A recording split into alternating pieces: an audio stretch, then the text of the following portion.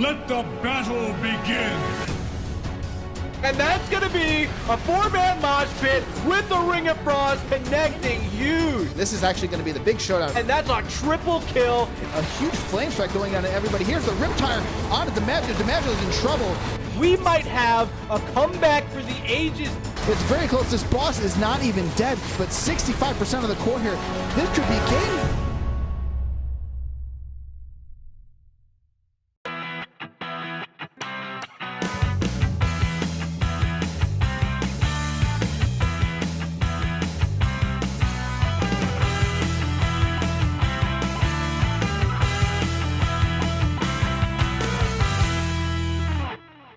All right, everyone. Welcome to the NGS Thursday night Showdown pregame show. Tonight, for this evening's Showdown, we are going to have a matchup coming to us from Division C East.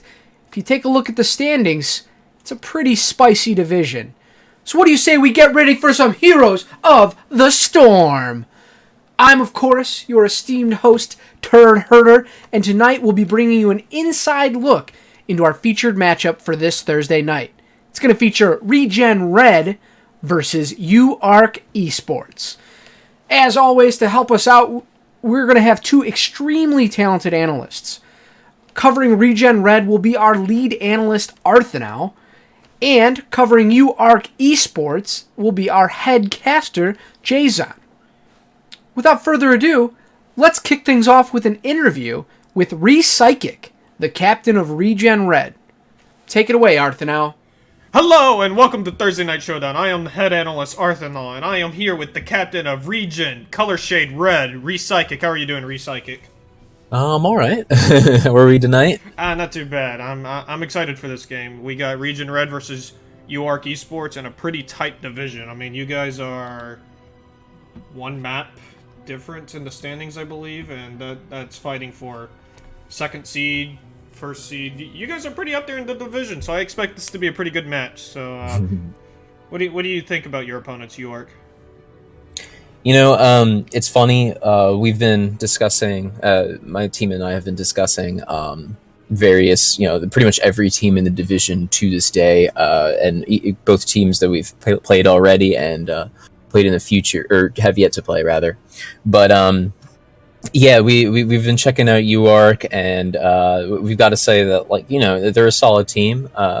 We can't say too much about anything negative, but I think that it'll be a fun matchup for sure. They'll give us a run for our money, and we'll take them as seriously as anyone else. So. Yeah, and I mean, you guys are at 15 points, they're at 16 points. Mm-hmm. And actually, you guys have one less game than them, so that's a pretty tight race right there for seeding. Yeah, I have to say that this division, at first it wasn't this way, but now it is a very tight division. I think it's literally anyone's game at this point, as far as at least second seed. I think unfortunately, Found Vikings have first pretty much on lock. But in all seriousness, yeah, I would say that this is a really tight division. It really is. Yeah. Some very good teams here. So I'm looking at your history, and I noticed that you guys have an 85% win rate on Johanna, and you guys have played her 7 games. So that's a lot of Johanna play that's working very effectively. Clearly, can you tell me what it is about Johanna that you like? She's a very safe hero, I find. We have Arrow play her a lot, but in my mind, she's just a very easy wall. She's simple, but effective. Especially on maps with a lot of area lockdown that you need. I find that she's just difficult to get past. She can just stand there and say, "Hey, you want to get to my team, you got to go through me," kind of thing. So I find her to be an easy, and as a support player, I find her as an easy to follow up character. I can on a grenade off of her condemn, or I can Tehran stun after her shield bash. She's very simple, easy to execute. That's just something that I've found from her. Yeah, for sure. I'm personally a really big fan of Johanna, and I haven't seen another team runner quite as much as we have, so that's actually exciting to me. You guys actually run some interesting heroes, or at least have run some interesting heroes. Not that any of them are bad, but not quite as meta like Hanzo. I'm saying you guys have 100% win rate on Hanzo, and 4 games played. Hanzo's one of the lowest win rate heroes in NGS. I don't have the stat on hand, but I think last time I saw he was at like a 35% win rate for the whole league, so that's incredibly impressive. Can you tell me about your Hanzo player? Yeah, well, it's funny because we bounced the Hanzo around quite a lot between Karv, Zulkin, and Abishur, all DPS players. Yeah, we bounced them around quite a bit. But I'm very surprised to hear that Hanzo is such a low win rate, because I find him to be so solid, what with Poke, especially on maps like Towers of Doom or, Volskaya Foundry. Like, I'm very surprised to hear that. But yeah, no, as far as Hanzo goes, he's one of our favorites. So, yeah, I know that Abishur and Zulkin have been ripping him as much as possible. So, yeah, I know last season and Season 5 there were a lot more Hanzo players, but that was also whenever Battlefield of Eternity was more popular and Hanzo was better at PvE. So he had a pretty solid win rate last season, but this season, after that, people stopped caring about him, and the people who do pick him aren't quite as fresh, I think is the case here. So, of course. Very, very nice there. Seeing some Ana play. Deckard. You guys have a win on Deckard. I love the old man, and I sad to see him get nerfed, but that's cool. And it's funny because one of my favorite combos is Johanna Deckard. It's unfortunate that he got such a nerf in general with all the cooldowns and whatnot. But man, I one of my favorite combos is Johanna Deckard, and I think that was the first game or second game we played. I was said, guys, I really want to play Deckard here, and they were like, really? And I'm like, yeah, man, I want to play him. so yeah, no, and we played him with Johanna, and I love those two together. Oh. Deckard is personally one of my favorite heroes in the game. Oh yeah, I'm not even a support player. I love Deckard. And I'm also seeing 2 games on Lunara. Can you tell me what map you guys played Lunara on? I'm curious. Oh man, it's funny. I'm not entirely sure. Oh, hold on. It looks like Spider Queen and Towers of Doom. What was your logic with going with Lunara there? Because I love Lunara, and I need an excuse to convince my team to let me play her again. Yeah, sure. Yeah, no, Lunara I've found is, she's very, once again, it kind of goes with the Hanzo, like Poke, for Towers of Doom especially. She doesn't necessarily all in, per se. You can wait with her, you can stall, she's got a great stall, and just damage over time makes it difficult for enemy healers and the enemy DPS as well to keep up with it. And once she's feels comfortable with doing the damage, she can pounce. In almost the most literal sense, she can quite literally pounce on them. But yeah, no, I do kind of remember picking her for that Poke as on Towers of Doom. Yeah. Okay. Yeah. Yeah. You guys have a very interesting and fun and diverse hero pool. So. Oh, really? I think it's interesting because you guys aren't conforming to a more typical meta and picking the same heroes. Because a lot of teams find something that works and runs with it, which there's nothing wrong with that whatsoever. I mean, winning's winning, but you guys have a pretty large variety. I'm seeing some Zarya, Lucio, Morphia, Old Man Kane, Artanis. Artanis is fun. I don't know. Very, very interesting picks. You guys seem very diverse. So, final real question. So, if you can tell me, I don't know if it's a big ReGen secret. Why the pink flowers in the logo? I know ReGen Blue has Nova because of their old team. Why the flowers? It's a really cool logo. Yeah, that was that logo was made back in Season 4. I think it was originally just going to be like the R was going to be the much redder color, and then the G was going to be like a lighter pinkish color. But the team at the time, we were going through some Google images, and we were thinking about putting a picture of Diablo in there, a picture of just fire, But we found these cherry blossoms, and we were like, gee, these look really nice within the R, and it actually we had to really adjust it because it looked the original cut of it looked very demonic, as strange as that sounds. Yeah, like I forget what they're called. You're gonna have to excuse me. The petals, or not even the petals, the things inside the flower itself, were yeah. I wish I knew, but so I could sound smart. But no, the things inside the flower itself like made like this creepy eye looking thing, and we're like, no, we got to move that. So, but yeah, that's beside the point. Yeah, it was really just it just looked nice, I think, and then we moved the G to be the darker red. So awesome. Yeah, I really like the logo. That's the first thing I noticed. So that's all the questions I have for you. I think this is going to be a great showdown. It's certainly a fight for some of the top seeds. So there's a lot on the line here, especially if you want to go into the playoffs with a easier, quote-unquote, easier run to the playoffs. I mean, God, your division's really tight, so I don't know if there really is an easy playoff path. So good luck to you. Is there any shout-outs you want to give, or any trash talking to the opponent team you want to give? No, I'm not a fan of trash talking. But as far as shout-outs, yeah, I'll shout out my boys, Arrow, Zulkin, Abishor, Carve, who's in Haiti this week, doing some Saints work or something. He's building houses or something like that. But Shui as well, and then I'll shout out all of ReGen Blue. It's Mongoose and his boys, Murda, of course, and I'm gonna throw out Nick and Hannah. I know they'll be watching, and I'll throw out even my D&D group who likes to pretend to care when I talk about this stuff. Yeah, I have a Thursday night D&D group, and nice. They don't care when I talk about this stuff. Yeah, I tell them all about it, and they'll go like, "Oh, that's nice." Yeah, right. Like, all right, roll for initiative. Yeah, exactly. But no, they've been cool with it too. So I'll shout out all those people. Yeah. Awesome. Well, that's all I have for you today, Recyclic. Thank you for coming out. I think this is going to be a great series. So I'm looking forward to it, and I hope everyone else is going to tune in. Oh yeah, I hope so too, man. Thank you, and have a great one. Thank you. Thanks, Arthanow. Now let's send it on over to Jason for an interview with the captain of UARK Esports, Z Blaster. Over to you, Jason. All right, thanks, Turd, and I am here with the team captain for UARK Esports, Z Blaster. How are you doing today? Doing good. All right, well, we are looking forward to the Thursday night showdown. We've got you versus ReGen Red. How are you guys feeling for this matchup?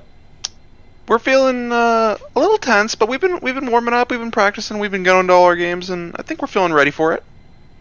All right. Well, I want to get a little bit of team background from you guys. Get a little bit, to help us figure out a little bit more about UARK Esports. How long have you guys been playing together as a squad? As a team, we started actually just last semester around August. I transferred in, and our main tank player is a freshman. The other players have been playing with each other for about 2 years-ish, a little longer. All right, and how often do you guys practice? Minimum 4 to 5 times a week, sometimes every day in a week, if we're feeling up to it. Yeah, that's kind of the peak of what we see, I think, out of C and B division is, maybe not every day, but quite a lot. And it kind of ranges all the way down to, almost never. So since we're also all college students and we're competing in TESPA, I like to try and give some people off days for homework and stuff, as not everybody can afford to practice 2-3 hours every day, every night. Right. And right now you guys are sitting at 10-6 on the season. So yep. How are you guys feeling in your division? Do you have any rivals that you're looking out for? That first game was Zul'jin Distillery just yesterday, actually, that we played, and on a really good series. It was very tense and a little eye-opening on things we need to work on. So that was actually a very close match, and I'm hoping to maybe get another chance at playing a game against Almost Legends. They really gave it to us, and I still feel like if we go with the stuff we've been working on lately, we may have a very good chance of giving them a harder time than we did initially. Yeah. So, what are your kind of season goals? Like, what are you expecting out of the season? Do you guys feel like you got a shot to win it all, playoffs? Or what you looking at?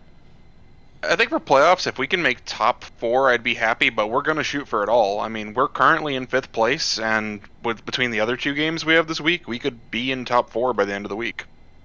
Yeah, and looking at specifically at ReGen Red, they're on a hot streak after a bit of a slow start early in the season. Anything in particular you're looking at with this matchup with these guys? Particulars, not really. I like to approach all of our games sort of the same way with my team, where we do some normal scouting, looking at what their comps are, what we do, and we just sort of say, how do we like to play against comps like those? Do they play super defensive? Are they an aggressive comp? Do they like to play macro heavy, micro heavy, and just sort of, we have some approaches for all of those, some stronger than others, and we just sort of look for what we play and feel comfortable on that we know works at least fairly well against what we're going up into. Very nice. Yeah, and I'm going to be looking forward to seeing you guys, how you match up. I think this should be a pretty good match and very telling for how the end of the season's going to go in your division. But before we let you go, if you have any shout-outs, any words for your opponent, anything at all, the floor is yours.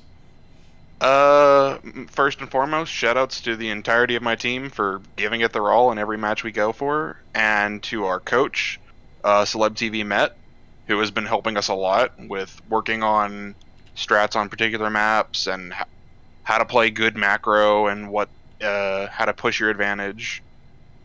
And for our opponents, good luck, have fun. I am excited for this series. All right, I think we're all excited for it. So let's get back on over to Turd and get this thing underway. All right, everyone, that's all the time that me and the analysts are going to have for you today. I want to give a big thank you to all of our cast and crew for tonight. I also want to thank you guys for tuning on in. Now, don't you go anywhere. Coming up right now, we have the Thursday Night Showdown. So what do you say we send it on over to Murda and Mongoose on the cast and get this match underway? See you next time on the pregame show, guys.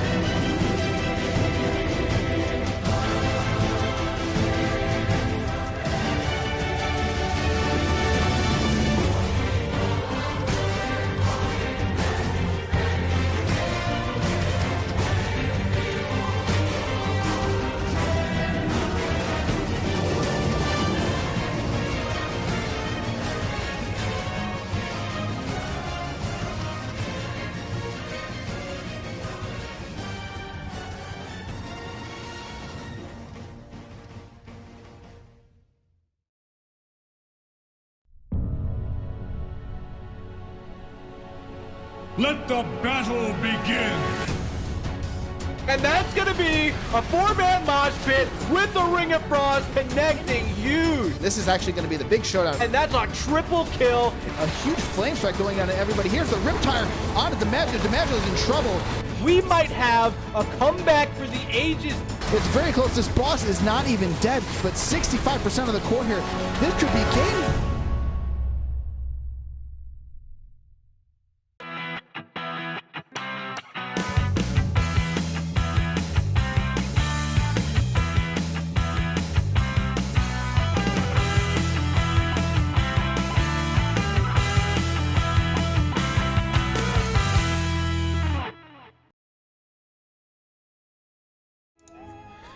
Hello and welcome back to the Thursday Night Showdown. NGS is live and lit. I'm Murda. You know me, I'm here most of these Thursdays. I missed last week, but this week it's Ghost Who's out, and joining me over here we got Mongoose. What's up, man?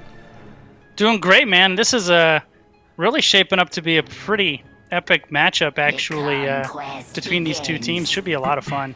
Yeah, obviously, you guys know my affiliation with ReGen. Tonight is ReGen Red Division C East up against UARK Esports. The boys from the University of Arkansas, they've been playing in Dorm, they've been playing here in NGS, and they are on a hot streak this week, Mongoose. Tell these viewers about their record, just these couple games this week.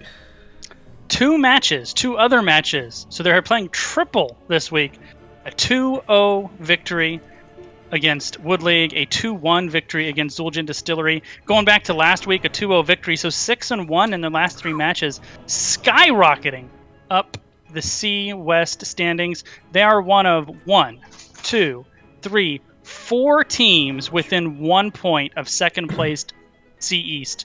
C East is pretty crazy. Absolutely nuts. And of course, ReGen Red, they haven't lost a match since week 1 when they opened up against the first place team found Vikings. They find themselves right now with a 6-game win streak, and they're going up against, like you said, this very hot UARK Esports tonight. Mongoose, we have them here in this lobby. Everyone at home's eager to go, and I know these players are too. So what do you think about we try to throw this one over to a draft? Yeah, but let's see if we can get those R from both teams. And while we're waiting for that, you mentioned the 2-0 loss to Found Viking. Since then, 12-3 in the maps. ReGen Red. They were the first team to take out Calculated Throw. They were the first team to take out Almost Legends in 2 very close 2-1 sets. Both of them were really, really close sets. And those games really kind of, I think, put the wind in their sails. Because since then, man, they've been rolling downhill and just winning. Yeah, and guess who they brought on board? Good old Shui, former member during Season 5. He said, hey, you know what? Let me play some HOTS. I'll hop back in. He's been playing the solo lane tonight. He's going to be up against Jax Taxman. I know there's a little bit of banter going on pregame about who's going to get the better end of that solo lane matchup. We're going to find out here in game number 1 because, Mongoose, we're going to Battlefield of Eternity here. Map selection of ReGen Red. Yeah, BOE, one of the, actually the only 2-lane map in the pool right now, and it's probably the one where wave clear, least important, and it's all about the brawls in a game which has been changed to all about the brawls, and this is the map that's even more brawly than the rest of them, so going to be plenty of action there in the Immortal Pit between these two sides. Yeah, already a quick target ban from UARK Esports. Doing a little scouting, seeing that ReGen Reds had some success with that Johanna, banning her out quick and early here in that first slot. Let's see if ReGen did some homework too. A few heroes the other night, I'll get to them in a moment. There we see Maev getting banned away by Repsychic, the captain of ReGen Red. But I did get to cast them the other night, and they ran a little bit of some stuff you haven't seen a lot of. That Maev was played, but they were playing the Imperious Garrosh. Garrosh has kind of fallen out a bit because we've seen so much more Anubarak, and I think we're going to see the Beetle tonight, Mongoose. Yeah, I would be surprised if he wasn't banned at minimum. Anubarak has been, you know, one of the, if not the highest participation rate tank, right up there with Diablo for the whole NGS all around. As Sylvanas gets banned out too. And Arthur touched on that Johanna in the pregame, talked about actually Rek with that, and then Rek gonna be, I'm sorry, that's UARK gonna be insta-locking the Ana there. Oh, yeah, that's an early pick on a highly contested hero, especially on this map. She's going to get a lot of value. There's some great choke points for her, especially around those defensive position immortals that are going to spawn in the jungle area. See what the response is here. 10 seconds on the clock for ReGen Red. I'm expecting the tanks to be a priority tonight for both of these teams, Mongoose. And right there, talked about the Beetle. It's going to be the first tank chosen, pairing it up with Tyrande there for Repsychic. Yeah, Rek's really comfortable on the Tyrande, and this is arguably her best battlefield with the Hunter's Mark. Really enables your team to just burn that Immortal down. But on the flip side, we have one of the OG Wombo combos with Zeratul and Dibbles coming out for UARK. Very spicy, powerful comp so far for UARK there. I'm a little scared there because, of course, you know it's Void Prison APOC coming up for Diablo. They have plenty of opportunity to draft some heroes behind this as well. ReGen Red are going to find themselves in a really weird spot, but they have a few ways to combat it. If they can keep that Anubarak outside of the Void Prison, and if he can throw the Cocoon on Zeratul while that VP's out there, he can't disable it for that APOC to hit. So we'll see if there's some counterplay here for ReGen Red. Yeah, and actually, ReGen Red did their homework too. Just earlier this week, UARK ran Cho'Gall, Zeratul, Ana, Imperius. That looks pretty familiar to what they got going on right now on Battlefield of Eternity. You know, the 2-lane map, which makes the Cho'Gall a little easier to get away with. And ReGen Red saying, no, sir, none of that. So we will not see the Ogre today, or at least not in map 1, and neither will we see Jaina. Yeah, Jaina getting taken away. Interesting. Taking away a potential mage for themselves to pair up with that VP, APOC, all that. Ring of Frost could also be added in to make it that much more destructive. But now we're looking over ReGen Red with their 3-4 picks. They don't have a solo lane. They don't have their main damage sources either. They're going to go with Greymane and Li Ming. So this is a pretty classic combo in its own right. A Cursed Bullet sets up a nice reset for a Li Ming. Could be something that works here for him. Yeah, you got the double reset comp. You also have both of those heroes stronger on Battlefield than others. Greymane has really good burn. Li Ming maybe the safest long distance hero that can effectively poke out the Immortal. And on the flip side, we have Blaze, Phoenix, so they're going to go maybe Lightning Breath Salvo here, I would guess, and a big, scary, beefy front line. That's going to be a tough one to burn through. The Diablo and all that mud that Blaze throws out is going to be very hard to operate if you're ReGen Red. That's a lot of zone control coming out of UARK. I wonder if this is a Leoric pick here. I think is one that I'd like to see. Instead, okay, Artanis, so they're going to opt in for the race, grab that amateur opponent level 1. But hey, Mongoose, we're just the casters. We got an expert with us tonight. Ziltoid, I know you're there. What do you think about these drafts, man? We got a classic poke race. Well, it's basically a pick comp with a lot of race on the side of ReGen Red versus a Wombo combo, basically on the side of UARK. So, you know, as this game kind of scales up, if UARK doesn't manage to lose too much in the early game, they'll definitely have a lot more power kind of going into the late game. But those early races, especially if they get a lot of pickoffs in the early game and kind of early into the mid game, could throw a wrench into the Wombo plan there. But I like the Blaze as it gives a bit of a safety feature for Ana as long as he does go for the bunker.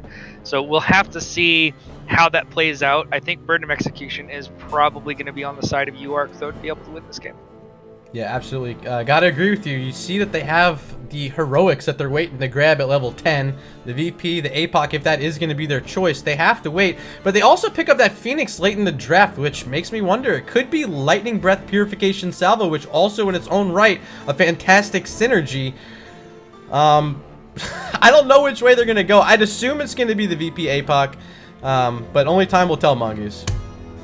Yeah, you know, when Phoenix first came out, everybody was running that Lightning Breath Salvo, but since they nerfed that Salvo, it's kind of, unless you have the bonus damage from the slow, it hits like a wet noodle. So you almost have to get the slows to get any value out of it. So you could definitely see the beam coming out on top of all the other stuff they have there. What I really like about UARK is, we'll go over this in a minute more, but their frontliners, I think, have so much more control over these engagements than what ReGen Red has, and I want to see how that pans out in the context of a 5v5. Well, let's introduce these teams. Tonight, over in the blue, we have ReGen Red, Zulkin on Greymane, Recyclic the captain, going to play Tyrande Abashur on the Li Ming, Arrow on Anubarak, and up top, playing Artanis. You guys know him as the Schwizard. It is Shui. Ladies and gentlemen, ReGen Red. And the red team, UARK Esports. We have Blue Space Hat on Diablo, Pokemaster J on Phoenix, Dead Latin on Ana, Z Blaster, the team captain, rocking the Zeratul, and in the top lane, squaring off against Shui, we have Jaxtaman playing the Blaze. Oh, Jax, Tax, and Shui. I know they're ready to go. I kind of mentioned it, but I was stirring them up pre-game in the Twitch chat and said, hey, you guys have a little matchup in the top lane. We're going to keep an eye on it. Try to see if any action goes on, but for now, it's just Artanis. It's just Blaze. Not too much right here. Yeah, I think one of the hardest things actually to casting and observing is trying to make sure we don't ignore those solo laners who are so important. But it's hard to ignore these the 4v4 brawls, so we're going to try to go back and forth here a little bit. You saw the danger pings coming out from ReGen Red as they see Zera sharking around up there. Yeah, Z-Blaster's looking for something, but it's still so early. He knows that his Diablo doesn't have souls yet. There's really not much they can do. And ReGen Red's taking advantage of this, knowing that their opponents are a little bit soft in the early game. And they're pushing in on this bottom fort wall. Yeah, and, you know, a UARK is a little bit underrated in the siege department. Those beetles are so valuable for taking the structures, allowing you to dive towers and stuff. And then Li Ming with the structure damage. ReGen Red really taking advantage here in the early game in the 4-man. Yeah, I love seeing them pretty even between Shui though.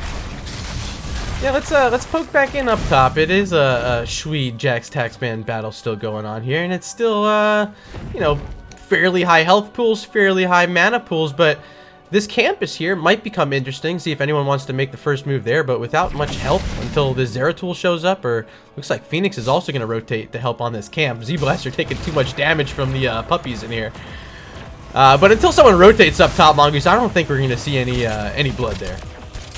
You know what that strikes me in both lanes, the 4-man and the solo so far this game, is these two teams are really showing a lot of respect for each other. It's very tight, very conservative, making sure they don't overstep and give the opponent a chance to get that first blood.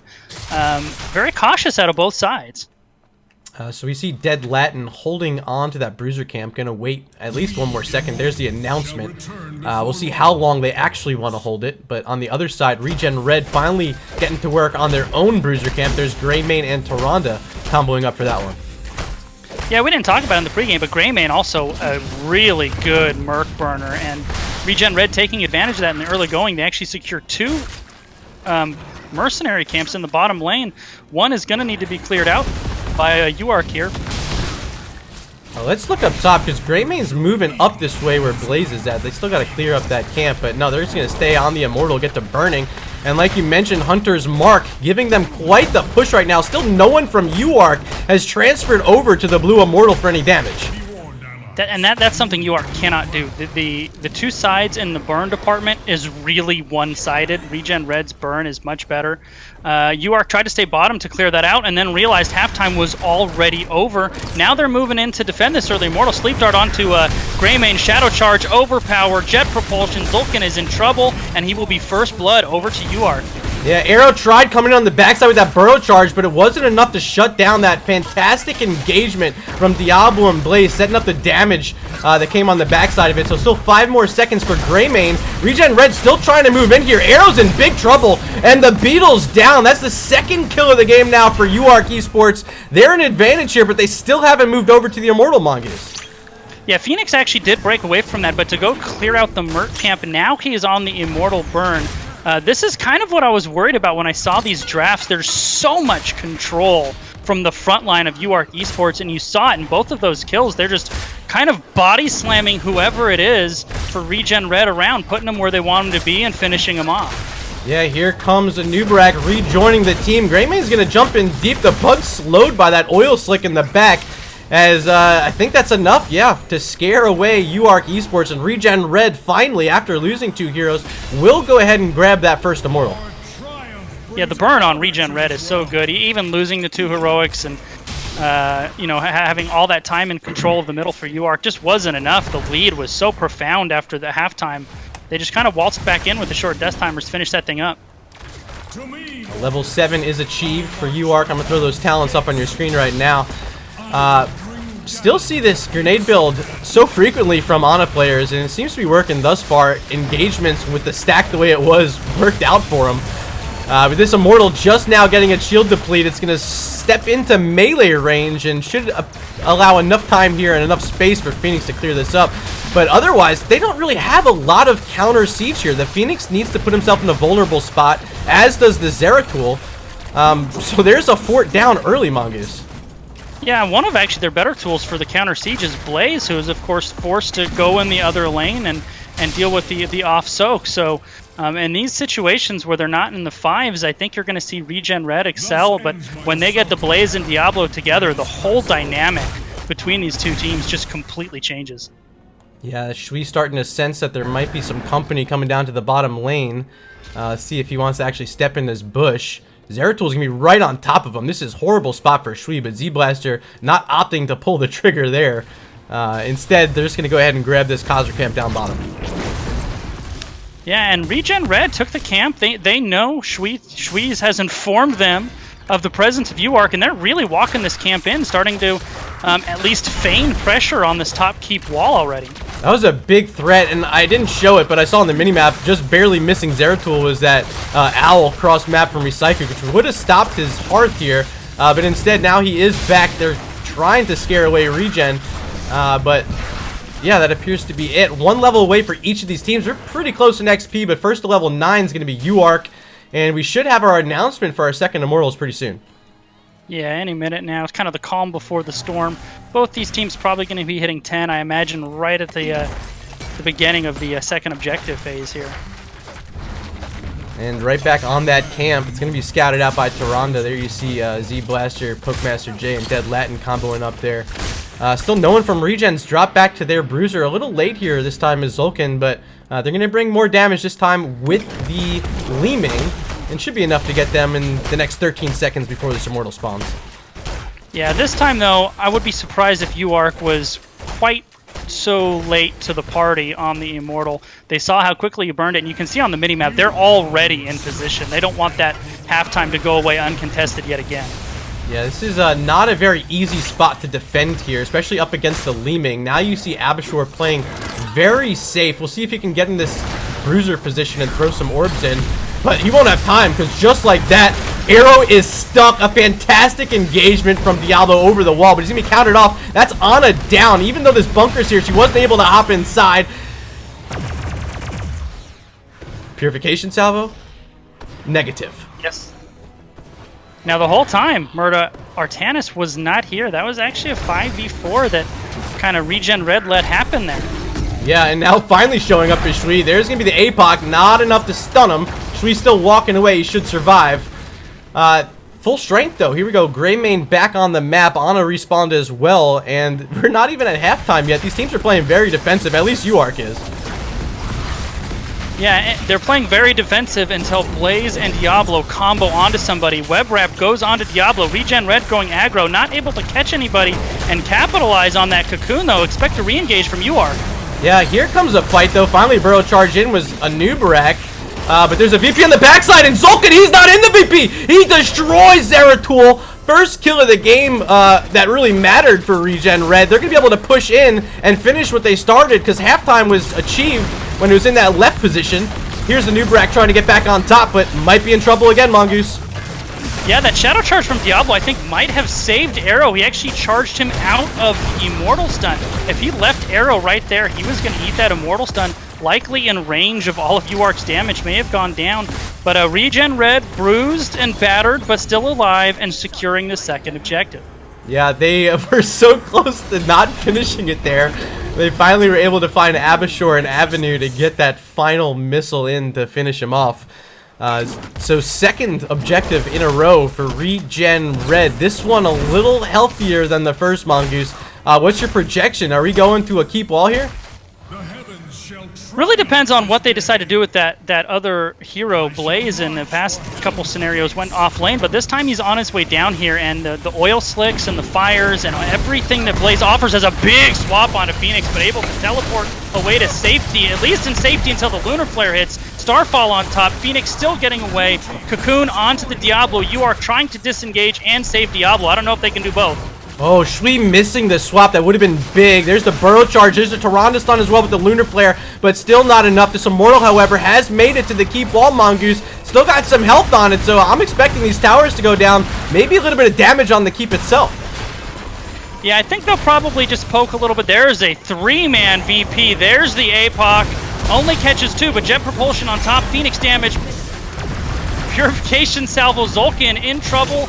Down he goes. And still pushing in. UARK, they're chasing this down, Mongoose. Recycling, he's running up top and might have Zeratul in his face. Yes, he does. Z-Blaster, this is captain on captain right now. And looks like Zeratul will get the better end of the deal. Abashur is here, maybe trying to protect this captain, but he's not going to be able to. Blaze in his face here.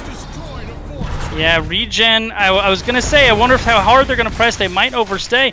They didn't overstay, though. Z-Blaster just hit the absolute money VP and setting up the 3-for-0 counter kill. However, Murda, I bring your attention to where the keep in the bottom lane used to be. Yeah, I see it myself, man. That thing is down. The Immortals finished the job. Is it worth? I guess so. They're going to have that pressure in top lane. It's still pushing as well. You're looking at a 4-to-1 structure advantage here for ReGen Red, and that's pretty significant heading into the 12th minute of the game. Yeah, especially because with the comp that ReGen Red has, you cannot leave them alone on the Immortal, as Arrow taking a lot of damage. Zeratul able to finish the deal. You can't leave ReGen Red on the Immortal, and there's going to be constant cata pressure that UARK is going to have to deal with. I think Abashore would have had a kill there, Murda, if he had any mana. Yeah. But he's got no mana. It's not, definitely a hate to see it moment. You get in there, you see the kills. They were juicy targets with the Zeratul and was the Phoenix running away there. Or no, Diana. Didn't have the mana to get the job done. He's gonna hearth back, make sure he has it for this Immortal race. But let's talk about our level 13 towns, because we haven't gotten there yet. We're starting to get a little bit stronger. Of course, Zeratul's still waiting until level 16. But you're getting a little bit more out of the side of ReGen Red right now. Of course, you're picking up the Running Wild, which is going to be an extra engage tool for ReGen Red to pair with that Anubrak. But you're also getting Triple Strike, and this is going to be a big help in the race department for Artanis, because it's going to be that much more damage every time you can connect on the Immortal. Yeah, but race hasn't been an issue for ReGen Red. They've been burning it, and this whole game has actually been a tale of two comps. Look at the kills, 8-2 in favor of UARK, but their lack of burn has been an issue. ReGen Red has taken advantage of both of these. Shui getting caught out, Shadow Charge, Jet Propulsion, taking a nap, trying to walk away. Will he get away? It's going to be close. Salvo to try to finish the job. Not going to be enough, though. Shui got away with one, Murda. Yeah, he got away with one, and he baited out a 90-second cooldown, so good on him. He did use his suppression pulse. However, ReGen Red, still with a few tools in the arsenal, they still have to worry about avoiding this VP, which has been the setup that Z-Blaster's trying to get going for UARK. Yeah, and I like the play here by ReGen. They're being patient. They know that these katas are going to build up, and if they wait, UARK is going to have some tough choices to make. Yeah, I got those on your screen. 2 catapults bottom lane. Of course, the Shaman camp pushing as well. So this is definitely going to be a threat. Looks like Phoenix is going to be the one to move back. And moving up top, Shui's going to be all by himself in this top lane. Nifty little swap, but can Artanis get away? He drops his suppression pulse, 400 health, 300, and Shui makes it behind the wall without dying. A huge, huge play there for ReGen Red that he didn't fall. Cocoon used on Diablo, still no VP, but stacked up is ReGen Red. Z-Blaster's gonna be looking for it here. He's sharking forward. Looks like I did lose my co-caster, as there's the VP. It connects on Li Ming, just one target. Not that great for UARK, so they don't rip the APOC. Burrow Charge in charge is Anubrak. Blaze taking some damage, Diablo taking some, but they're able to move away, and ReGen Red, they're just trying to push halftime here. Will they get the opportunity? Purification Salvo back off cooldown as Li Ming trying to get the final orbs in to get this through. Jax Taxman takes a full cursed bullet. He falls. Blaze down. Suppression Pulse on 2. Can they finish the deal? Greymane trying to hop in here. Phoenix escaping. Doesn't connect on the swap is Artanis, and everyone else from UARK gonna be able to back up. But ReGen Red know the situation. They see their Immortals healthy, and the opponents is past halftime. They're pushing in, gonna grab a full shielded Immortal, and we're at the 15-minute mark. So this thing can certainly get scary. Trying to check in on Mongoose. Looks like he did disconnect from both Discord and Skype. So you're stuck with just me for a minute as we close out this game. Oh, there's Ziltoid, okay. So Ziltoid, what are you thinking so far? We see these level 16 talents coming in. Anything sticking out to you outside the Zeratul? Is it going to be enough? We see this flank, the bush setup. They're just going to try to make a play here, it looks like. They have one chance for a wombo combo to stop this push from ending. And it looks like they're going in for it right now. They're actually going to dive right up to the backline. He's going to take out the recycling in the backline, but he does actually get out of it. We do see a bit of a counter engage going down, but it doesn't look he's fighting it out. But the Purification Salvo does actually manage to get the kill, but the Blaster's going to be counter killed in the aspect, but this might just be enough. If they get 2 kills off of that, that's the end of the push for the side of ReGen Red, and I think they'll be able to clean this up. They're going to lose the keep. I don't think there's any doubt about that, but the end in the core is not going to happen here. today. So a very, like, they needed to make something happen there. They still didn't manage to get their full wombo off, which is, I think, the only reason the Zeratul actually went down there. But they do manage to save it, at least for one more round. Yeah, they certainly do. I mean, those catapults are starting to approach in the bottom lane as well, but they didn't quite make it. And just as the shields expire, only 8%. Oh, wow, the catapults connect as well. So it is going to be about 20% here. After that immortal push, you see how strong it can be, and with those catapults in this late game, they are effective. ReGen Red didn't opt to push in with it. Instead, they played back safe, grab the Khazra camp, wait for heroes to respawn, as we continue to wait for Mongoose to respawn, Ziltoid. Yeah, so we're obviously going to need to see something happen again on the side once the heroics are up and ready to go again from the side of UARK Esports to get back into this game. But the macro pressure on the map right now is just causing them all kinds of trouble. They've got a very small window to be able to pick up this camp, and it looks like we're going to get engagement right onto Phoenix, and he takes his shield health damage, but Anna's just going to heal that up. He's going to be perfectly fine. They're going to walk out. They're going to have to clear out these lanes and see if they can re-establish map control again. But, I mean, this much pressure this far up on their lanes is just going to cause them all ends of trouble from here on out, I believe.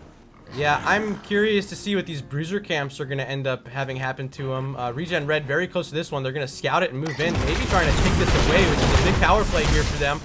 We're looking at the kills, and they've been losing team fights. They know they have to play this macro to their advantage. So they're going to go ahead and grab away the UARK bruiser camp, potentially move back to their own. And this is that situation late game with the catapults pushing during this race in the middle of the map. Someone from UARK is going to have to play babysitter, drop back and clear out catapults, but not only catapults, also this bruiser camp in the bottom lane. Yeah, this is a very scary situation for UARK Esports, because if they even allow ReGen Red to get set up on one of these immortals, I mean, it's going to burn down so fast and they won't have the time to respond. So it looks like they understand the situation that they're in, and they're going to have to take a fight here. They need to find that wombo. They need to find a good three-man setup from that Zeratul. You can see him fishing for it right now, see if he can find some targets, but they can't just sit here and post around their immortal. The clock is ticking with all that stuff. They are going to come down here and clean out this, and ReGen Red is going to take that opportunity to push up onto the immortal, and we might see the halftime show right here. Yeah, they can push halftime quick, but they don't want to lose their Anubrak, who's very low, got the healing reduction, and will barely escape with his life. The rest of ReGen Red now having to back up, but let's keep an eye on Z-Blaster. He's the one looking to set up this engage with that VP. Not going to find it this time. Recap though, ReGen Red able to push off about 1/3 of that Immortal's health, so not too much longer until they reach the halftime mark. But they're still down in XP, and it's starting to get scary before level 20s, Ziltoid. Yeah, I mean, I really think ReGen Red can just play this patient. It doesn't matter if they take a bit, all the keeps are down. If this gets captured by them, even if it's at half health, it's most likely going to be the end of the game. And as we can see in the top lane right now, we have 3 catapults already stacking up onto the core. So UARK is going to have to send Phoenix back, and as soon as they see him show on that wave, I want to see ReGen Red use that pick comp, find any target, just blast that cocoon, go in, find a target, blow it up. Looks like we're going to swap onto the Blaze. He drops the bunker to stay alive. We see Blaster get in there, just landing 2-man VP, but because he's isolated out, he might actually go down, and there he goes. He is dead. Zulkin gets the kill, and we've got Jack's Taxman also looking in a bad spot, and that is 2 kills for nothing, and I think this might be the end of the game. Shortcoming here for UARK Esports. Yeah, Psychic taking a bit of damage from that stun started to get scary, but they're going to be able to push this halftime uncontested. 2 heroes down, Zeratul and Blaze. They will have one final chance for defense, but it's so much. Look at this Immortal shield that it's going to be almost full in favor of ReGen Red, and that alone should be enough to close this out, regardless of how many heroes push with it. I mean, this 5-man right here can definitely just push into the top lane right now. They don't even need to take this, they just put all the pressure into the top. But it looks like they are just going to walk down the lane with the Immortal. Yeah, I'm curious to see where this fight's going to break out. Last time we saw UARK try to set up in a bush. This time, they're still clearing the top lane, worried about the opposite pressure. Some scouting going to come out from Tyrande to see where they're at. But this is the final moments of the game. Ziltoid, you want to do the honors? There are no heroics up quite yet, and VP is the big initiator here, so we're going to have to see something happen. They got to pick someone off here. But even if they do manage to kill any of the heroes in the background, they can still have to deal with his Immortal, and I just don't know if they have the tools to do it. We do see an engagement going down to Arrow, but he's not managed to get it quite yet. VP is still off, and we get a little bit of pressure being put on by the Blaster, but that Immortal is just taking it down 50%, 45%, 32%, and I think this is just going to be game. GG. ReGen Red. Game number 1. Going to be going over to our blue team tonight, ReGen Red, not to be confused there. As we move forward through to this match summary, where I believe, Ziltoid, this is where you were going to be hopping in, but we don't have Mongoose. You see this empty screen here? That's where Mongoose used to be. I'll go ahead and hide that for now. We'll get him back in for the next game. So. Oh, is he here, Mongoose? I am here, but not on video. We have to get the call going again. Okay, we'll get that set up during the break. But what did you guys think of that game? I'll go first. Go, Ziltoid. Alright, so it was a little shaky a bit at first for the side of ReGen Red, as they were having a bit of an issue where Nubrak was taking a lot of free damage. They didn't realize they had the option to be able to just kill even any of those frontliners right off an initial engagement with a good cocoon. They could just pick any of them off, and they were having a bit of issues with that synergy. But what the real problem was for UARK Esports was they weren't leveraging the scaling comp that they had and the fact that they could macro really well. They just needed to delay.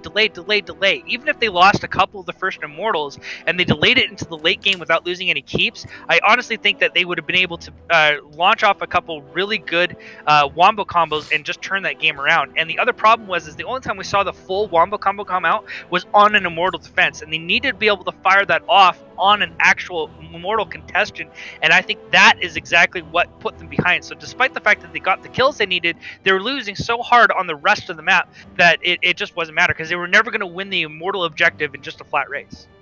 Well said. I don't think there's much more to add to that, Mongoose. Thank you, Ziltoid, for joining us as the expert today. And thank you for helping during that game with Mongoose disappearing.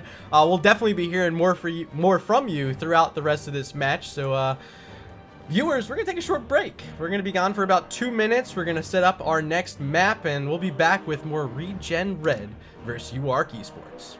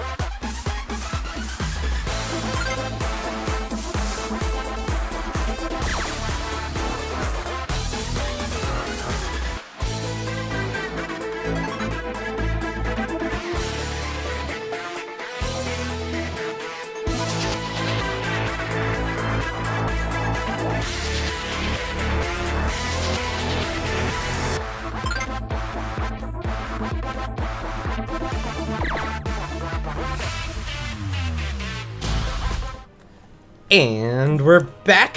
Once again, you know me as Murda, joined again by Mongoose. Mongoose, what did you think of that game? It seemed to me like UARK had the better hand, but they just couldn't win an objective.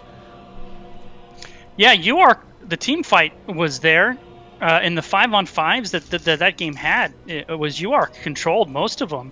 with the hard CC coming out of the front line, the VPs. Not to say that ReGen didn't have their moments in those team fights, but more often than not, the team fights were really UARK. But I was just saying this off camera, the discrepancy in the burn was so huge between the two teams. ReGen Red just needed like a blink of an eye, and they could burn that Immortal down. And their siege with the Immortal, with Greymane and Li Ming and Anubarak, was so good.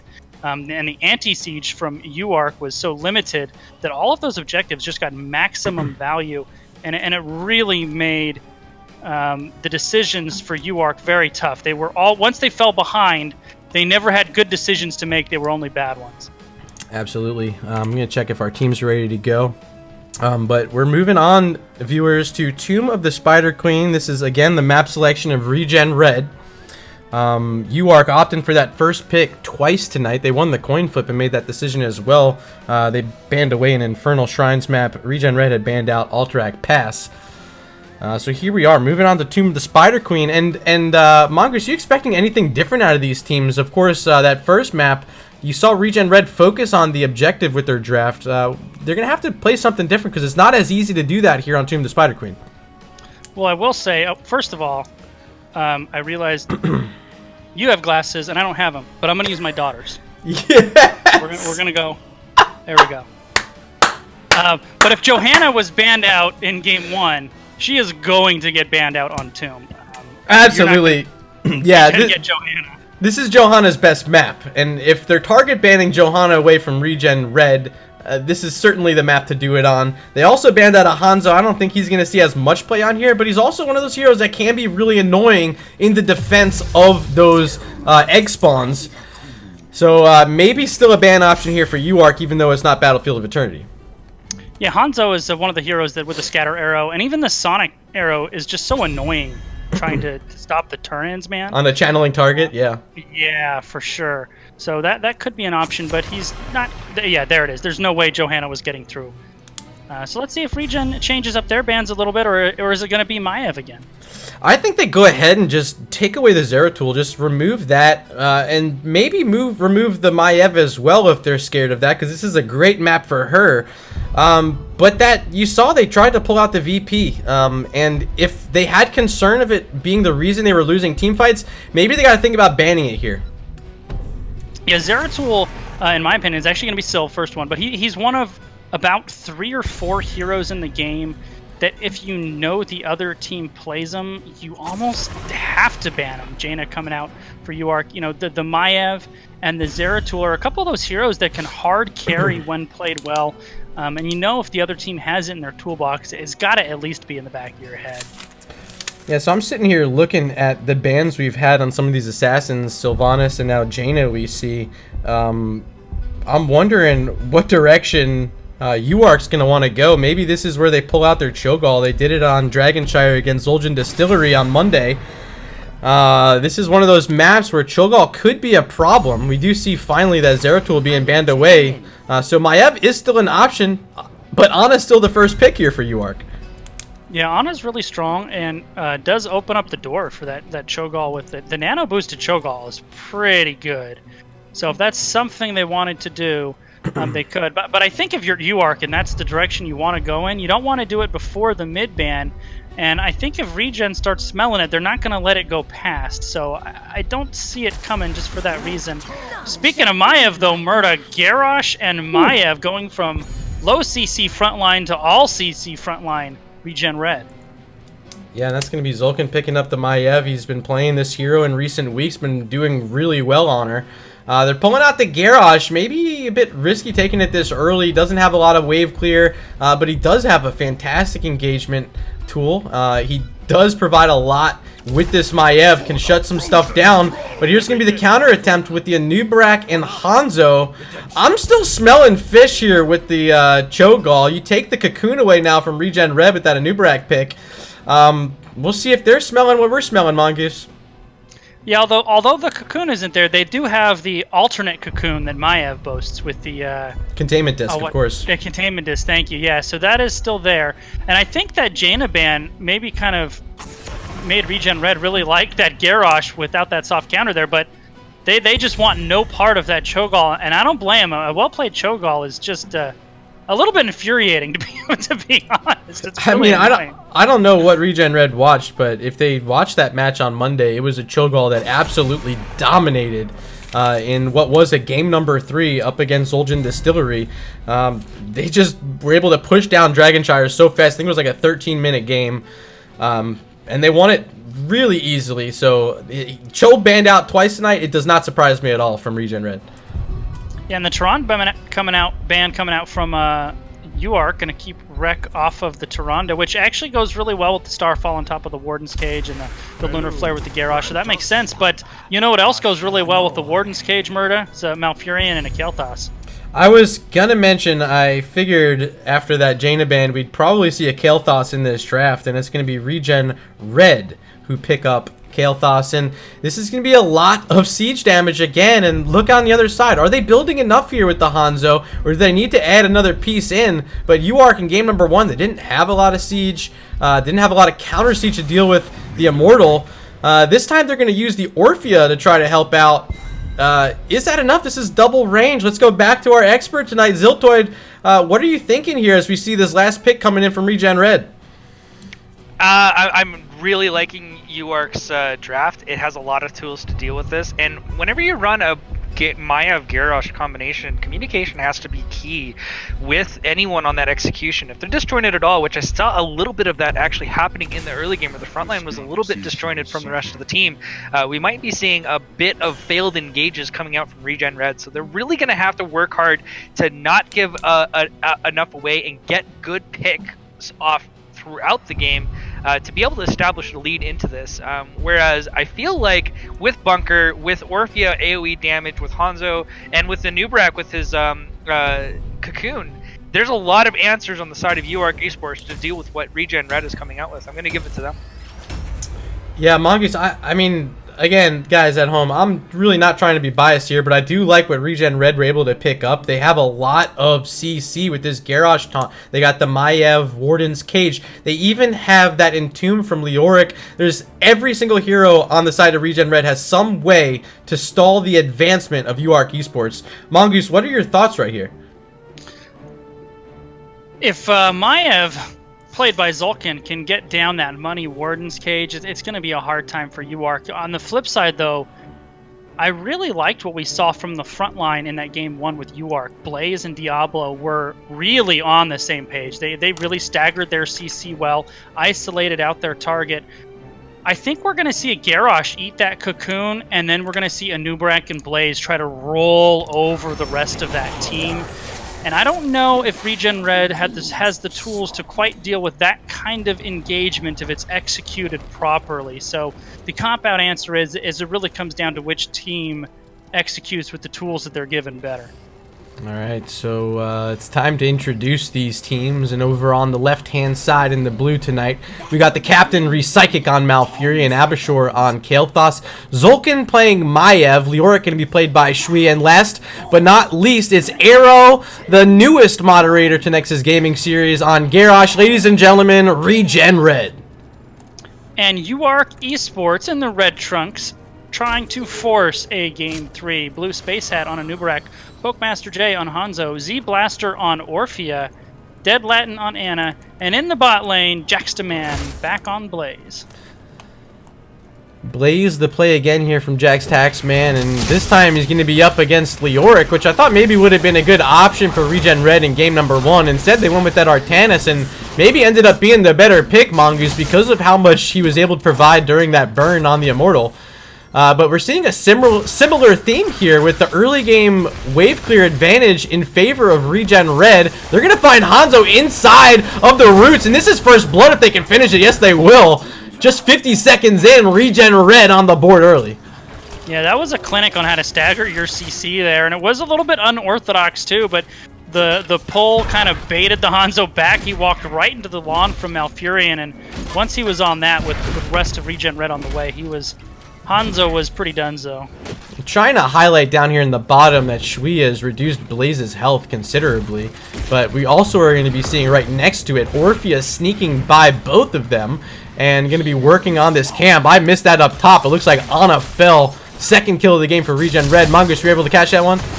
I did not. I was looking down there with you, but I imagine it was something similar when there's a Maiev, Garrosh, Malfurion. It's not going to take too much CC if they get their hooks on Anna, she's not lasting very long. I mean, ReGen Red is textbook in this mid-top rotation right now. They haven't missed a wave. They found 2 kills, and they found them, I'd assume, we didn't see the Ana one, but the Hanzo at least, on a hero that's all by himself, not sticking together here on Tomb of the Spider Queen, our UARK Esports, and it might be costing them a bit early. Well, with the Orphea on the bottom lane, they kind of have to split. I mean, is the 3-man enough in the rotation with the Hanzo and a Nubarak and an Ana? That's not a whole ton of wave clear, so they might have kind of had to split up to make sure they don't miss any soak. Well, the ReGen Red's going to be losing a bit down here in the bottom. These stones are being thrown, and they are heavy. 1 turret down already. Still 3 heroes here for UARK Esports. ReGen Red showing up for the fight. Yes, they are. Blaze actually is the one that eats a lot of the CC, as does the Nubarak, but he is able to burrow charge to safety. No one caught out and killed that time by UARK, but they were maybe a hair late to smell that rotation coming. Yeah, this is Zulkin split out now, getting all the soak in for ReGen Red, and actually going to push a few minions into those turrets. I don't think Hanzo is in range to get that, as more gems are being cashed in. We're just 1 gem away here until ReGen Red has enough to get their turn in, and now they do have that on hand. They just got to cash them in, Mongoose. Yeah, and Arrow was actually just out of range of that Sonic Arrow vision. Last one on Abashore. Arrow's going to come and try to zone him away, but the bet of the stuns by Nubarak there, able to disrupt the channel. Hanzo's sharking around, but I think he knows he cannot step in there. First turn in to ReGen Red. Not only is it first turn in, but I just saw it and it said UARK had 0 gems turned in. So if they fall here during this push, that could be a huge swing in favor of ReGen Red, because they'll be taking away all the gems if they can find anything here. And they're going to find Orphea really early. She's holding on to 2. Z-Blaster, the captain's down. Yeah, and this is the power of Garrosh. He does fall off late, but if you can get value out of him early, he is so threatening in the early game pick potential city, and ReGen has just been capitalizing left, right, and center here the first 3 to 4 minutes.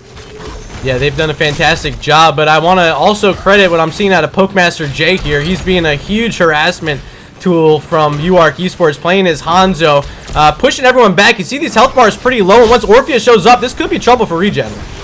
Or not. Or not. Hashtag didn't see that coming. Orphea down right as she respawns, and ReGen Red now opportunity, and looks like they certainly will be able to get this fort down. Yeah, that was just, I don't know if it was a misclick, but kind of just walked right up to Arrow on the Garrosh, and he just embraced her lovingly and up and over. Let's talk about Shui. During this push, he's been soaking mid, soaking bot, and he's gotten Blaze down to about 15% health. So Jax Taxman's behind the wall, a little bit scared here. And up at mid, there's another flip. Hanzo down 5-0 on the board for ReGen Red. And those are 15 gems on the ground, will not be recovered by UARK. So they sit now with just 36 gems. Look on the other side, 36 for ReGen, but they've already gotten a turn in, Mongoose. Yeah, this is an early game clinic on how to play a pick comp. The CC from Zulkin on Maiev, Recyclic on Malfurion, and Arrow on Garrosh. They haven't even needed the gravity lapse a lot of the time. It's just been those 3 has been enough. And then Shui using the Neil Peasants at 4 to get the double soak while his team shoved in the top lane. Really clean play early. And UARK, I'm on the back foot. There's no 2 ways about it. Yeah, but right now, ReGen kind of in a weird spot. All the lanes are kind of pushed further than they'd like to see to safely soak. So they're just keeping Maiev and Garrosh nearby this top turn-in for defense. They don't really see anyone moving in, so finally when that wave's in a good spot they like, they're going to grab the XP, grab the gems, and they did just grab a Bruiser Camp, which is going to be pushing this middle lane. Yeah, and it hasn't just been the CC and the kills.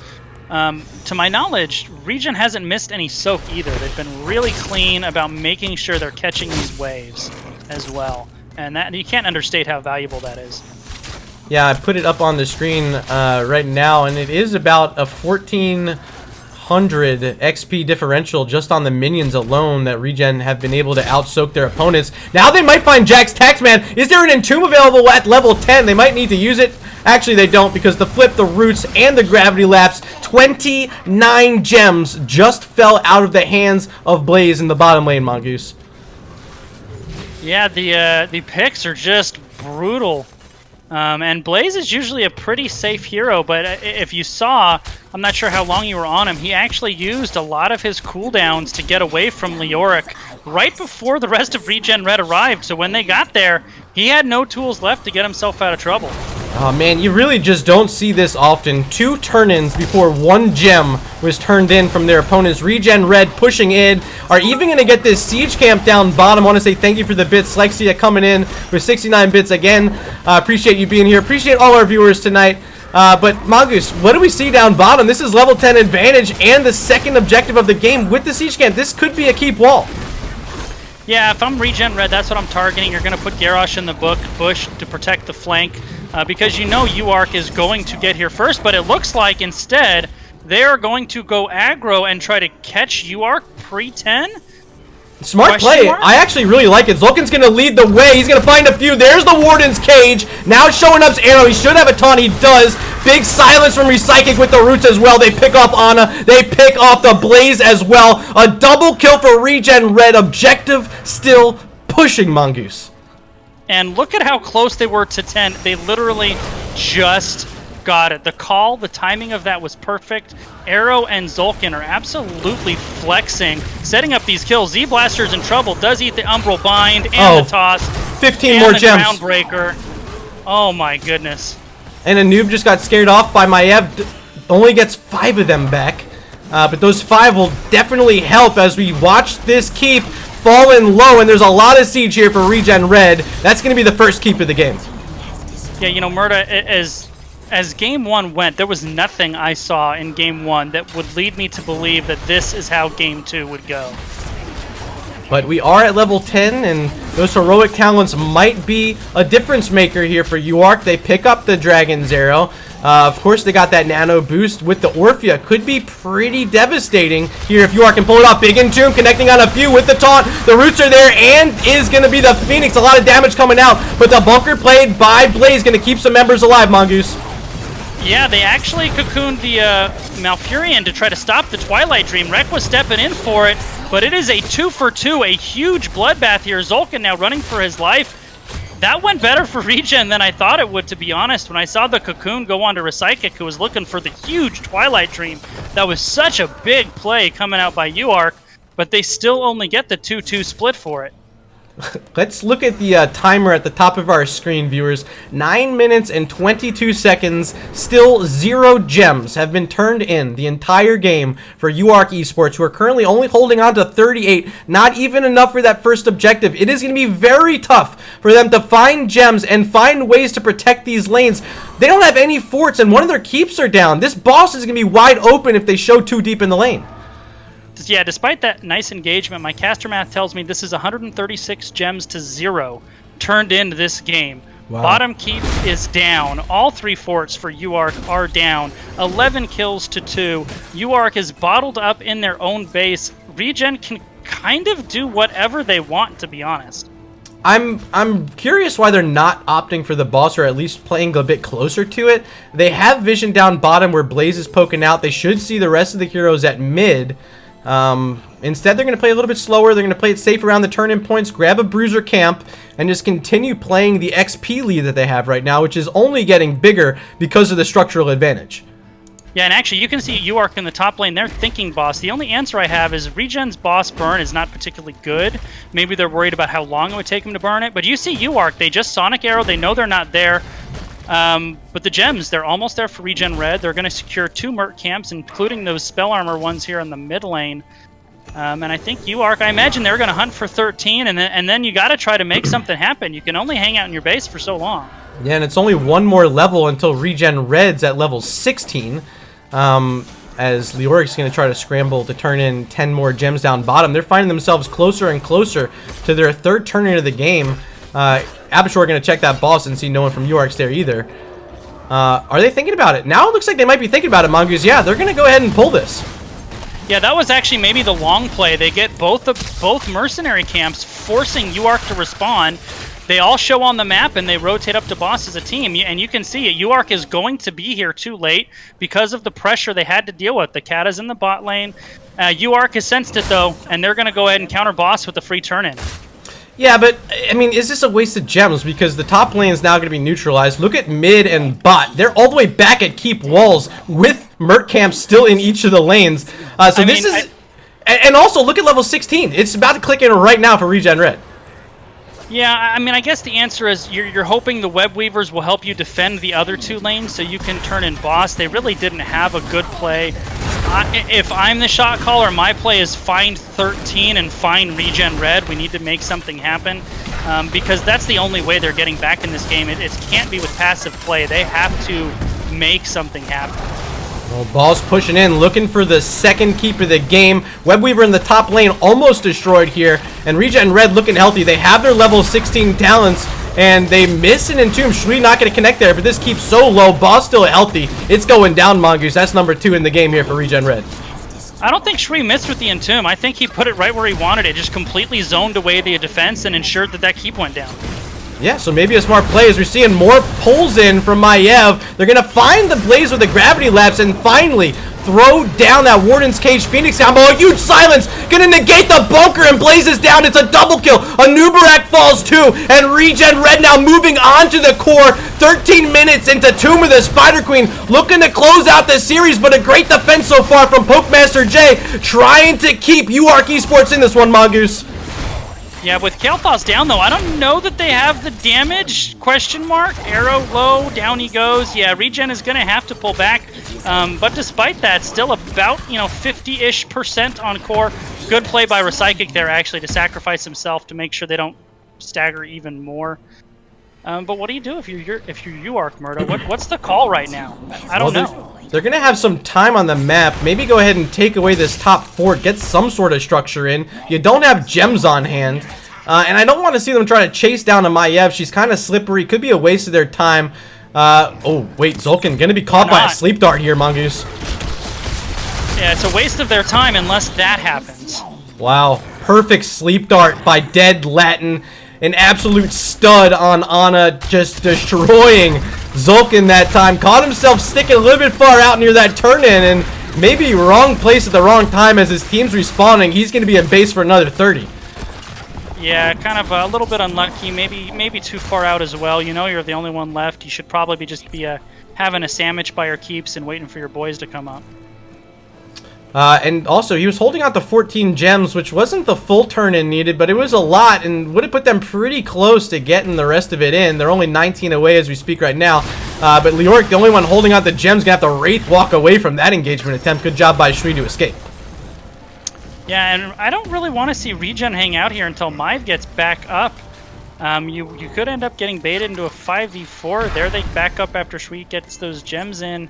Now only 11 short. And they're going to continue to play this Bruiser camp every time they can. Both sides, actually, as you see UARK here, and on the other side, ReGen Red grabbing theirs. Gem count still 49 to just the 10 here for UARK, and neither team has the gems on hand, but both are getting pretty close here. Only a few more ways for each side. Yeah, I really liked in Game 1 how patient ReGen was once they had the advantage, and I want to see that again. I don't want to see ReGen take any even fight the rest of this game. With 2 lanes of catapult spawning, they should never be in a 5-on-5 the rest of this match. And quite frankly, have no business fighting until they get one more level of XP, and I think UARK knows this. They're going to start looking to see if they can find ReGen anywhere.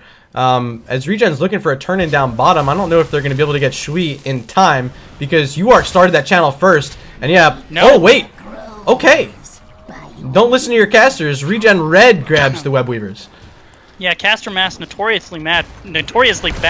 That was a really close turn-in. ReGen Red setting up in a bush here, and I don't think UARK has any idea. But which direction did they want to go? Is it just push bottom? They might be trying to finish because this core is on 55% health. Web Weavers this late with the catapults behind it can be deadly. We'll see if they can make this play happen. UARK showed way too far in top. Look how far away they are. ReGen is going to go straight to core as they should. UARK showed too far forward, and it's going to be close. Shields are going down fast.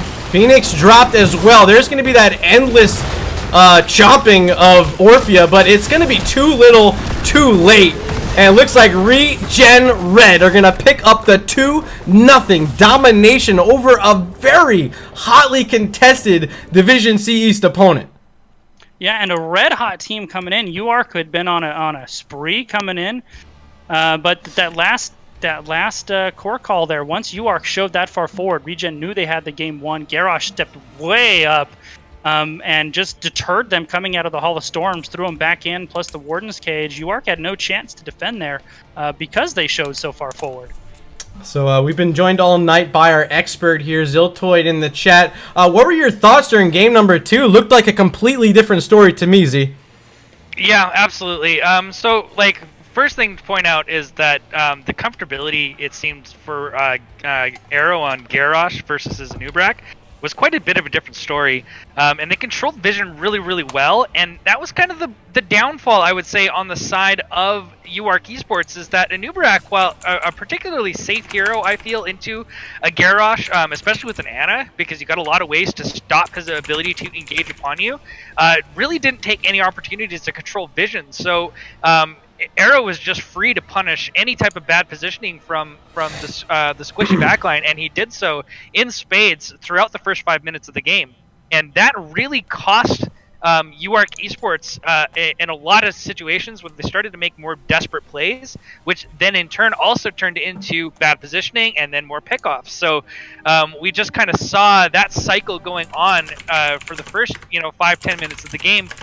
And eventually you get so far behind on the macro, you lose so many gems, you lose so many objectives that you start, you just don't have a lot of good options left to you, just like having to take their turn in during a boss push in the top lane to take their last keep, or trying to fast clear the top wave during the Webweaver wave, where ReGen Red's just like, okay, well, this is a free 50% core. So, I also didn't get an opportunity before the game started to talk about Leoric into Blaze, which is generally a winning matchup, as Leoric just outclears him and outtrades him in almost every way. And Shui, a former teammate of mine, by the way, really showed how well he understands the advantages of that hero, and he leveraged it very, very well. And we did see good synergy between Arrow and Zulkin, which is what I was saying was contingent upon their victory, and they did a really good job. I think UARK just let the game slip away from them by not controlling the early game with the vision, with the tools that they had, and then they just kind of couldn't get it together after that point. Well said. I don't know if you guys see this, but up in lobby 1, we got an entire team waiting for us, so I'm gonna go ahead and shift up there if you guys want to join me. All right, and now we are joined by not just one person, but the entire starting 5 of tonight's match for ReGen Red. We're starting with Recycling the Captain. How you feeling tonight, man? It's Thursday. Just another Thursday for you, Rick? No, we feel pretty good, dude. I mean, a win is a win is a win, right? Like, we feel fine. So tonight was quite the matchup, and I want to talk a bit here with Shui. You came in, played the solo lane. Game number 1, you were on the Artanis, and game number 2 on the Leoric. You're up against Jax Taxman. A little bit of smack talk pregame, just for fun banter. I was trying to get you started at least. But how did you feel tonight in playing the Artanis? Most importantly, I want to talk about, and then that Leoric in game number 2. I mean, Artanis is always fun, and Leo's just easy. So not much to say about it, really. Like, I mean, yeah. So feeling what good. Do you want to know about it? Yeah, I don't know. I'm getting pretty comfortable on just about every solo laner there is. So. All right. I'm just bring on the target bands. As a former ReGen solo lane player, I thought you did a pretty good job tonight, so I wanted to recognize you for that. Thanks, dude. Mongoose, you got anything specific game number 1 you want to talk about? I know it was one of those games where you see one team getting the kills, the other team getting the objectives, but what was like one of your highlights there you want to talk about? Well, actually, just that dynamic. What was the? I'm always fascinated for team communications, the stuff that teams talk about during the game. So as that game developed, it really seemed like that the Blaze Diablo was really controlling the engagements, controlling the front lines. You guys were not coming up on the right side of those team fights. So what was the comms like to make the adjustment to win the game, win the objectives, win the macro, despite losing the kills? I'll take that. Yeah, go ahead. Let me take that. So, we were actually playing that kind of defensively most of that game. We knew that we had that capability with our heavy siege into the Immortals. And really what we wanted them to engage in on us. Because once they did that, it gave us the opportunity to, web them out. We had pressure just about everywhere on the map most of that game.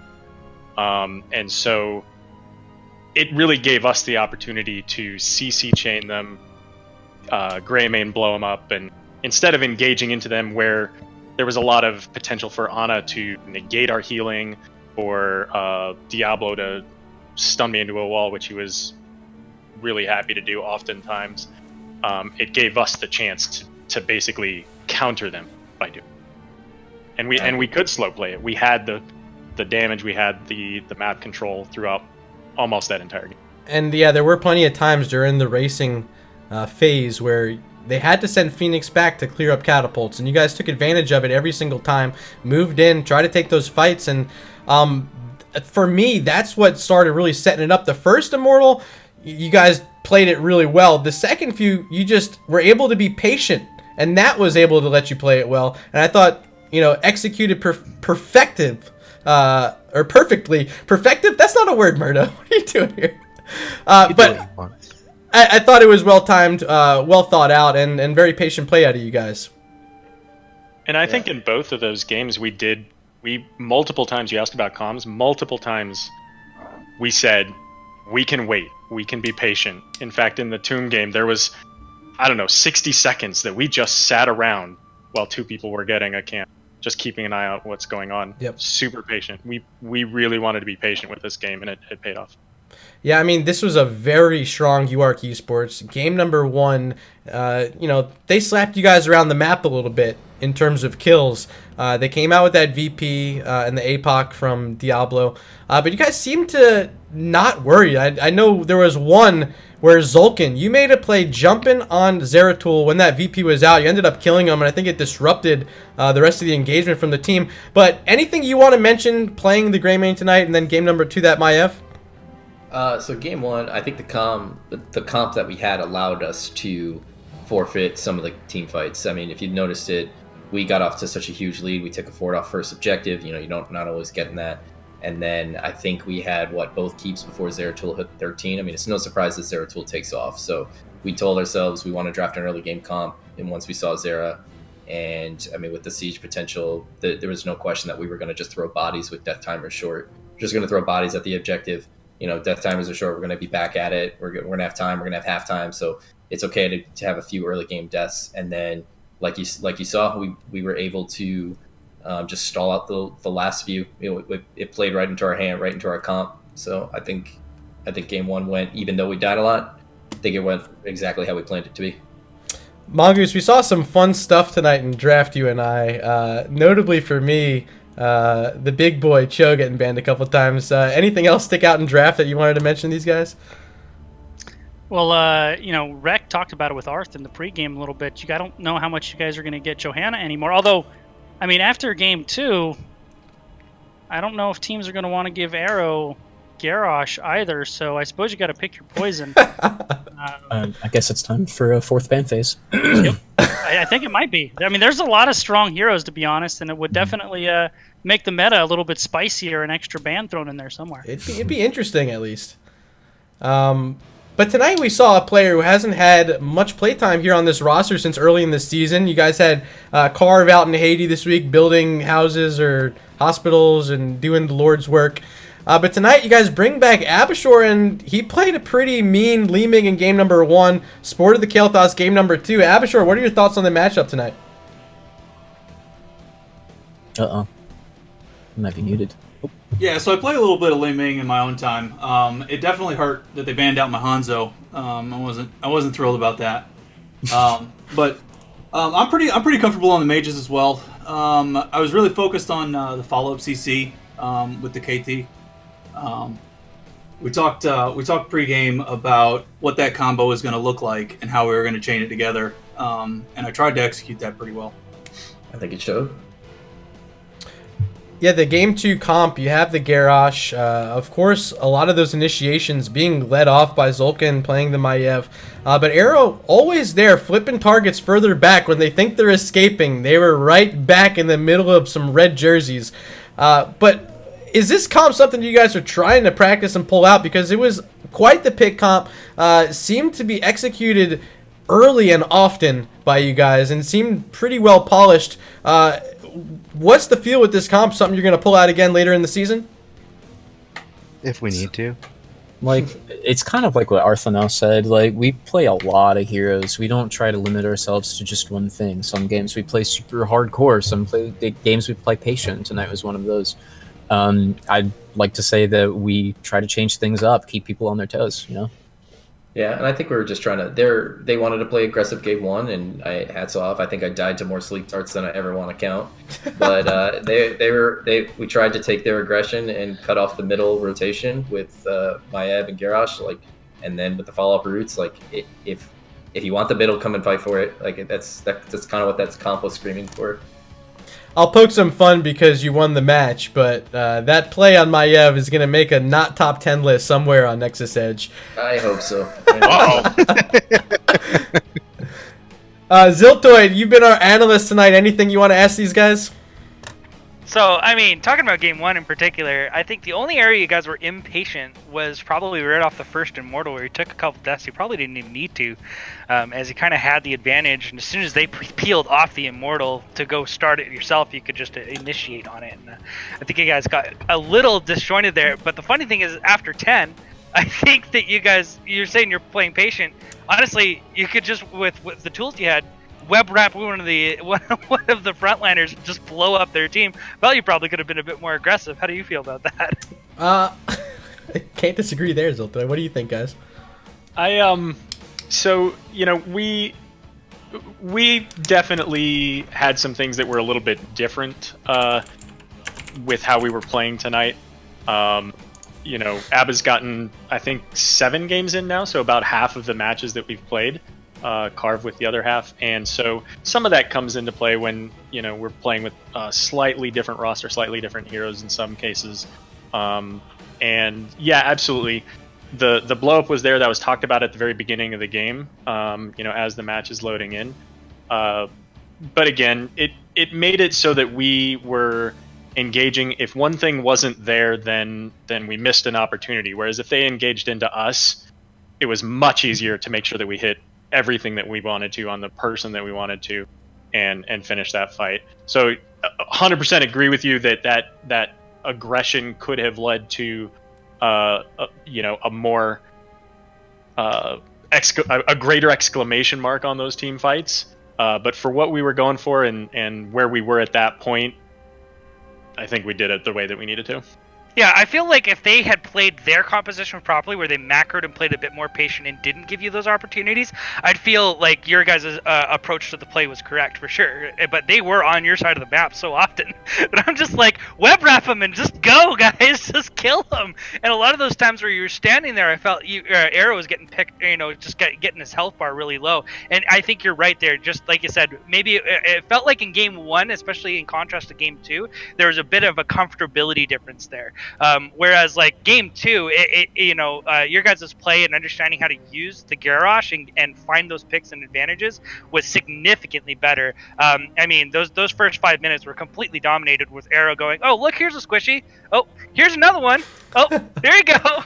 And then, of course, Shweez in the bot lane having the easiest game of his life against the Blaze. So, you know, not really much else to comment on basically game number 2. I think you guys executed the comp that you had exactly how you needed to be able to pick up the win. And I feel like, again, UARK didn't really use the tools that they had to kind of disrupt what you guys wanted to play. So it kind of felt like just an easy game. So last question before I give you guys opportunity for shout-outs, but Repsychic, you guys drop week number 1 to the Found Vikings and have since gone on a 7-match win streak, the hottest team in Division C East officially after tonight. What is left in your schedule, and who's giving you a bit of a scare heading into the playoffs? Who we have left is, I believe, Bancho, Zul'jin Distillery, and Wood League. I might be missing one. Am I missing one Nope, arrow? that's correct. That's Okay, correct. cool. But yeah, no, we've got 3 games left, and they're all worthy opponents, I suppose. But honestly, like my mindset at this point is it's just another game. I don't think anyone's terrifying me per se. I mean, I would say that our biggest threat, I suppose, and this is a big little shout out, I guess, is maybe Almost Legends. But honestly, like I've been feeling pretty comfortable this season, and I'm known for being a nervous wreck just as a person. Nervous wreck. He said it, not me. Yeah, there you go. No, I mean, do with it what you will, fellas. But yeah, no, I'm usually the guy jittery and freaking out and stuff, and I always take a nap on game day, and unfortunately, mine was woken up early today. So, but that's beside the point. I would it helps calm the nerves. I'll also say we do a lot of opponent analysis, so it's really a focus on week to week. We don't usually look too much further than the people we're playing next. Yeah. Well said. Yeah, I don't think we take anybody's standings necessarily. Like, we do just as much research for every team and don't take anyone for granted. Anything can happen in a game, so. UARK's a good team. We've been studying them for a couple of days now. We've definitely had long strategic conversations about it. Yeah, who was it they played? It was them and Zul'jin, I think, that we were. Yeah, really Monday I watching. casted them. Yeah, we watched them both pretty tightly. Yeah. Yeah, Well- the 3 teams we have left have all had wins, I believe. In some cases, 2-0s over some of the top teams that are, top 4, top 5 teams. So we fully expect that these teams are going to be challenging. Gotta treat them like they're the number 1 teams, because if we don't, then Well, I mean, what? UARK wasn't even in the playoffs Monday, and now they're at the top, so you just never know. Yeah, this is a fast-moving Division C, but you guys, after tonight, I believe, are moving into that number 1 spot. Is that right? I think number 2. I think Number 2. Okay, yeah. So you'll be at 18 points, 2 points behind the Found Vikings in the current standings. and Almost Legends played against Rectum, so depending on how they went with their match, they may also be tied with us for second. Actually, yeah, it looks like they did pick up those points. I see it live on the standings now. So you heard it here first, Twitch. Found Vikings still in first place. Almost Legends and ReGen Red are tied. And you guys said you still have a match against them, or you guys already played them, right? We've played them. We Okay. won that match 2-1. Okay, so ReGen Red holds a tiebreaker there, but still plenty of action to come in this division. It's been close the entire season, but congratulations tonight. Before I let you guys go, of course, I want to give you opportunity for shout-outs. I don't know who's going to be responsible for them tonight. You got the whole darn team here, but ReGen Red, the floor is yours. Let's definitely think a shout out to University of Arkansas. Dude, it's Arkansas. He's Canadian. Definitely a shout out to UARK. Yeah, for sure. But on top of that, it's got to be the same people I shouted out in my pre-game interview. Nick and Hannah, I know you're watching, my guys, and my D&D friends who I know. I'm going to tell them all about this one on Saturday. Yeah, that's all I got. I don't know about you guys. Shout out to my boy Dub if he's still watching. And hey, how about my my first teammate I ever had, Zeltoid, down there? Oh, Ziltoid mentioned being a former teammate of yours, Shree. Back in the bush. Oh heck yeah! There you Well, go. the bush, man. I just Glad got to see you one. doing so well, though, dude. Like your off lane play has been fantastic. I've been watching you all season, and it's your calling. You should stick to it. You've been doing it really well. You should have Keep it seen our season in Heroes Lounge. It was terrible. Hey, you got to learn, right? Yeah. You climb the ladder, and the work's paying off. And I really have been liking what I've been seeing from ReGen Red as a whole, especially. But definitely props to my boy here, Shui, doing a Thanks, fantastic job. Fellow Canadian as well. Oh yeah. I just got one. The cupcakes in the chat. It's always out here, always pre-gaming, watching the streams and showing up and giving me some love. So shout outs to her. Awesome. Well, hey, Reed. Oh, you got one more? Well, I can't believe that Rec blew this. I wanna shout out our ReGen GS family, and especially Murda and Mongoose. You guys are fantastic. Really appreciate you guys picking up this game tonight. And they can't understand it. But I'm gonna shout out to Al, Alice, and Alpha because they put up with a lot while I'm dealing with this whole game Aw. thing. Nice. Puppies.